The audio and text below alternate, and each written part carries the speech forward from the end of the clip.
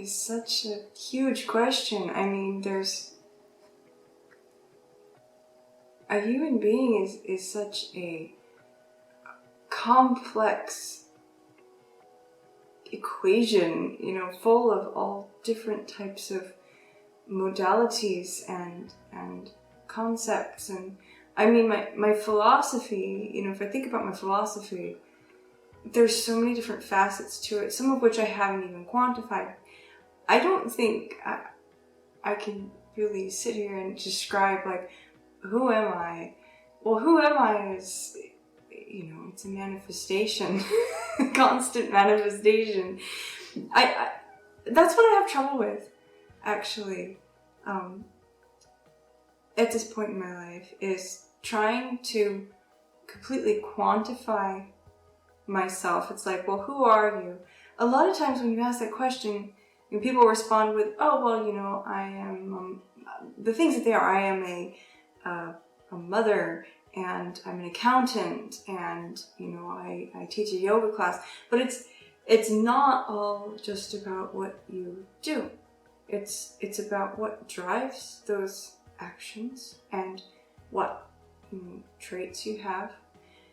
And it's really hard, I think, for the individual to really quantify themselves, because we never see ourselves in as much, I think, raw reality as other people see us.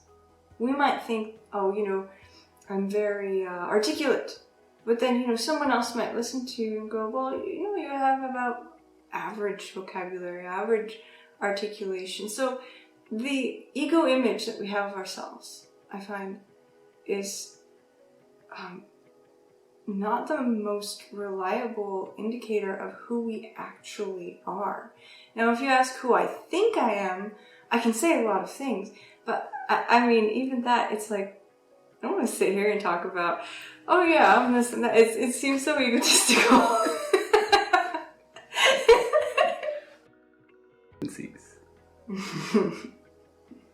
My medicine. So, I have a lot of modern age medical problems like type 1 diabetes and other autoimmune things happening. And I found that in order to survive, I've had to go into kind of naturopathic medicine. There's a lot of things there that work. There's a lot of things that have been empirically tested through experimentation. I use a lot of antioxidants. So, I mean, antioxidants, it's like the panacea, right? Everybody's like, oh, it's got antioxidants. It has what do they talk about? Omega-3s.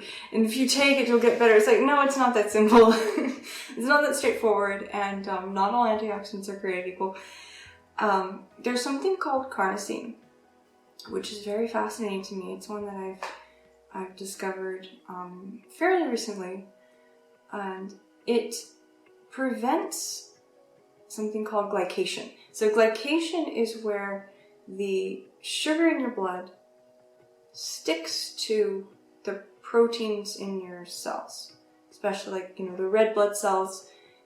They will like if you have high blood sugar too much, or you spike your sugar with eating too much sugar, even if you're normal, you're not diabetic, it will, the sugar will glom onto your red blood cells, and it makes it so they can't carry as much oxygen. So your cells, the rest of the cells in your body, become deprived of oxygen, and then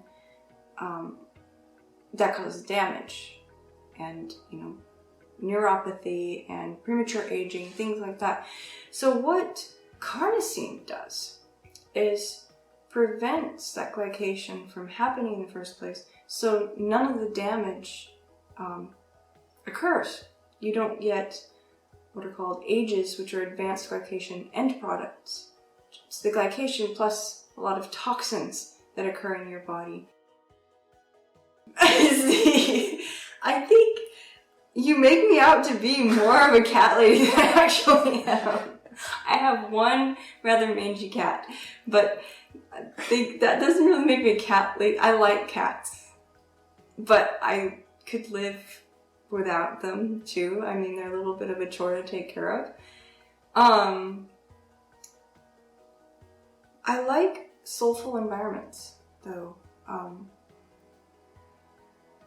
I think that there's something to having an environment that has the things that you gravitate to, you know, that matches your aesthetic, that matches, you know, your taste in style and color, but also has things that you've created, if you are creative, or things that remind you of who you are and the things that support you and support psychological well-being. Like, you know, a lot of people have pictures of their family around the house. You know, that's a way for them to have that evoked in them, that, you know, that sense of family, that connection, all the feelings for those people. And I think, you know, that's one way of having, you know, soulful things in your environment. But there's art. You know, art is a very soulful thing, and it will evoke, you know, different feelings and contemplation.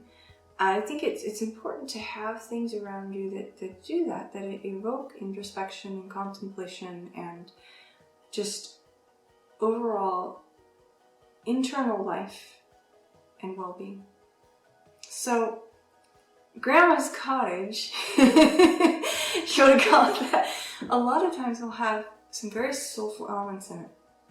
I mean, you're talking about usually a person who's lived in the same place for a long time, and they're aged, and they've probably come to settle into themselves a lot, and they know what they gravitate towards. So you'll find, you know, a representation of that person's inner self, their soul there. You know, all the knickknacks that they might have. It's like, oh, it's just clutter. Well, no, if you really look and go, yeah, I can see, you know, this person, this is who they are inside.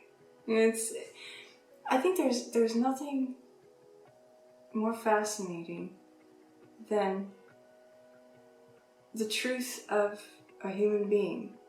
You know, it's like, what more complex phenomenon is there that we know of in this universe than a human being? And to, you know about that, and even just the humble little elements of that. I mean, that's what it is to be human, and how fantastic is that? I'm also fascinated by astronomy. It's probably, you know, 50-50, like equal psychology, astronomy is